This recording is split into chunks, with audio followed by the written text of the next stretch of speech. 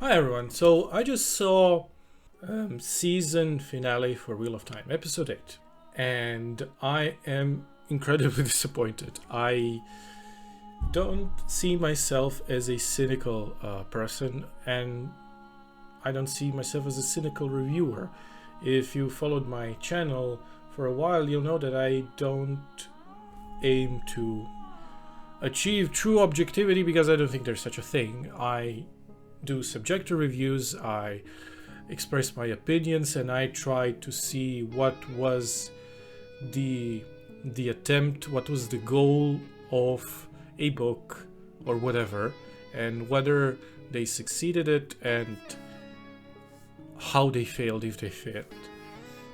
So I am also fully aware that a book is a medium in which the only limitation is the author's ability to imagine and to put that imagination into motion and to be mindful of your own self, to not contradict yourself as a writer, to plan ahead and to make characters be worthy of the pages they're on.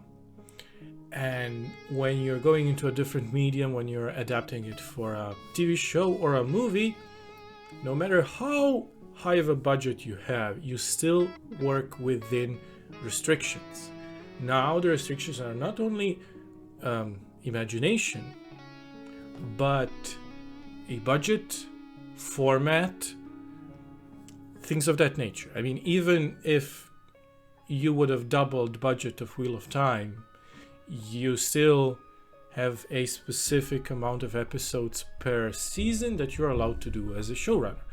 So I am sympathetic to all of these limitations. I understand that sometimes you do have to kill your darlings. You have to make painful cuts now so that you don't have to, down the line, course correct and confuse and alienate book fans and non-book fans and casual fans and everyone else. So if you're going to make drastic changes, you better make them now before it, specific characterizations and plot points take root in people's heads, right? Which leads us to this episode where I don't think there was a single thing I liked. I mean, there is a flashback to the past, but it's not the prologue of Eye of the World, Ileana and Lewis Terran losing his mind. It's Lewis Terran in a futuristic Age of Legends, which looked cool, but was kind of pointless. And then an actual episode started, and let me tell you, I don't understand what went wrong.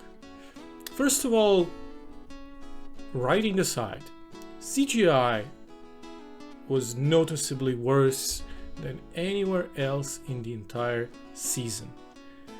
And the reason why I even noticed that it was worse, because we've seen clear examples of a same object or a same model being better than here.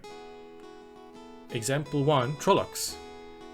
There is a large battle scene here in this episode where a group of Trollocs, an army of Trollocs, are besieging the castle, Faldara, where Nynaeve and Egwene and Perrin and Loyal are residing, and Lannis there too, right? And the ragdolly, ridiculous physics of CGI models of Trollocs as they're exploding while they're being blown up by one power were so bad they looked like a cutscene out of a out-of-date video game. Embarrassingly bad. Also, there's a scene where, so in this episode, Rand and Moraine go into the Dark One's prison to confront him, right? To chain him again, I guess. And the the blight, you know, the corrupted forest. When it zoom out, whatever, it looks like generic evil fantasy trees. Who cares? But once they go into the actual building where they meet the Dark One, you know, the brick-made building, it's so blue screeny. It so doesn't look like an actual physical location. It's so... the disconnect between how are actors acting, and if there's one thing that's not wrong with this episode, it's the acting. Acting was good. Acting is always good in this show, and I stand by it. But the actual scenery and actors just did not gel together. Which leads us to another thing that I didn't like. Rand. So, Rand has very little agency in this season. And I can make or think of an explanation for that, right? So, it took some time for him to realize that he is Dragon Reborn, to admit it to himself, to the others, blah blah blah. But this is the moment where you should actually give him agency and put him on the forefront. You no longer have the misdirect of, well, we have a lot of people that haven't read the book, so maybe we can make this mystery out of who is actually Dragon Reborn. Is it one of the Taviran? Is it Egwene? Is it someone else? Is it maybe Matt? No. You don't have that mystery anymore. You can't dangle that carrot in front of your audience anymore. You have to make a step to push Rand front and center. The finale doesn't do that. He's essentially passed out while the Dark One is monologuing at him. And then at the very last moment, while he is passed out and still inside his mind, he decides to wake up. And Moraine has a blade under his throat the entire time, in case, you know, he goes dark side. And then he just channels into this ter'angreal or San'angreal, whatever it was called, and re-imprisons him. It's a fake out, whatever. And then he just leaves. Rand just leaves the scene.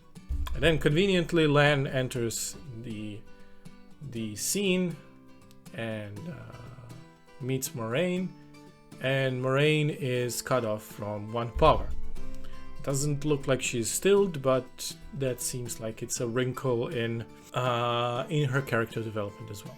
Or whatever. I mean, there is one other major character that gets similar treatment in the books much later on, and if they have decided that Moraine should have this traumatic thing happen to her, I'm fine with that. But it's such an awkward transition where, oh, we defeated the Dark One, or maybe we haven't, but he is no longer here, and then peace out, Rand is gone. And he leaves the scene. That was bad. And then an even worse thing happens, which is the bad CGI battle I was talking about.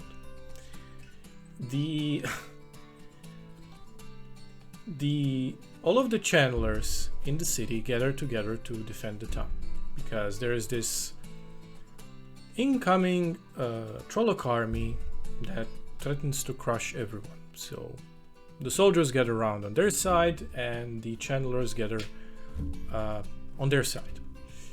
So we have Egwene, we have Nynaeve, and a few others channeling into this woman who was an apprentice of Aes Sedai, but she didn't make the cut, she didn't become accepted, but she, you know, has the skill and know-how how to do these things, how to, you know, connect with the others. And she connects with the others and harnesses their power to just evaporate the Trolloc army. And by doing so, she takes on more power than she could handle. She cannot let go. And since she is, you know, pulling power not only from herself and her connection to the source, she's also pulling it through other people. So all of the other channelers die, including her. And at the last moment, as Nynaeve and Egwene are burning out, Nynaeve somehow manages to protect Egwene from burning out, and then Nynaeve dies. And then everyone else is dead. Only Egwene lives. And Nynaeve is roasted. Like, her face and her head are burned out completely. She's toast. She's a corpse. She doesn't move. She doesn't breathe. The way the scene is played, she's dead. And Egwene is just, holding her in her arms. And by the power of friendship, I guess, she brings her back to life. What?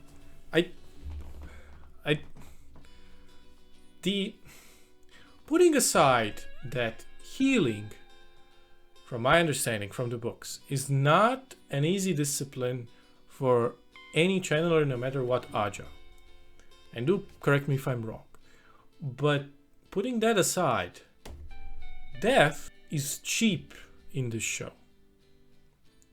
Because, okay, sure, you had a scene where everyone almost died and they were on the brink of death and Nynaeve healed them episodes ago. I can accept that because Nynaeve is a very incredibly powerful channeler. So you need to show it in the show, make a big deal out of it, because it is a big deal. I accept that. But then Egwene healing someone, resurrecting someone, or someone who was, I guess maybe, even though it doesn't look like it, inches from dying, that kind of doesn't make sense character balance wise. Egwene isn't my favorite character in the show, or in the books. But she is an important character and she does have her own qualities. She has her own strengths. And healing is not one of them. She's incredibly intelligent and attuned to the power. She learns very quickly. She's a quick learner. She can and have done incredible things, reverse engineered incredible things that were long forgotten, all by herself. She's incredibly smart, but not in healing. Okay, let's move on from that. That was stupid. Let's move on to another stupid thing. Loyal gets stabbed. As I said, death is incredibly cheap in this show. I am not convinced that he's dead. Of course he's not dead. He's incredibly important to the show. I'm sure he's gonna get healed by someone. Since there are so many people who can heal, apparently, I'm sure someone will heal them. I mean, chances are some just a hobo that's going through, like a homeless woman who can channel, she's gonna just walk by and see Ogier who is bleeding to death and she's gonna heal him. But my question is, was he stabbed by a cursed weapon? Doesn't that also complicate things? And that scene where, so Perrin was there, and Perrin is another character that is just kind of questionably done this season. I don't understand what they're trying to do with this character, because he just stood there, okay, and he had this internal conflict of way of the leaf, pacifism, but pacifism is bunk. I should protect those that I care about. Sure, do something. No, he just stands there while Padan Fain monologues at him, while he expositions at him, and he just goes away. End scene. And then Shan-Chan are invading their part of the world. Okay, cool, whatever. I much rather have an ending scene, Rand doing something to set up for the next season. To actually spend time with his character. But no. So I realize I'm being very negative for this episode, but I just want to emphasize that I do enjoy the show because I genuinely like actors, especially since a lot of them I haven't seen them anywhere else. They're completely unknowns to me, and I'm just confused and befuddled. Why? So yeah, that's about it from me today. I want to thank everyone who has been watching, and as always my faithful Patreon supporters and everyone else. Please do subscribe if you like my content. The end of the year is nearing, so I plan to do one book review and kind of a end of the year best of worst of little vlog, nothing special. And for the next year I plan to be around. Bye bye.